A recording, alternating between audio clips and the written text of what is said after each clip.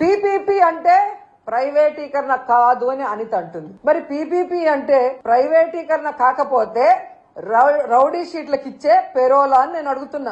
ఎందుకంటే పీపీపీ అంటే ప్రైవేటీకరణ అని అందరికీ తెలుసు. పీపీపీ మోడల్ అంటే నీకు తెలుసా? తెలీదు. నువ్వు 2 సార్లు ఎమ్మెల్యే, ఒకసారి మంత్రి, మళ్ళీ ఏపీఐసి చైర్మన్ గా పనిచేసావు. ఏం లాభం అమ్మా అంటే పీపీపీ అంటే తెలీదు. పీపీపీ అంటే పబ్లిక్ ప్రైవేట్ పార్ట్నర్షిప్. ప్రైవేట్ పరం చేయడం అంటే ఏంటో తెలుసా?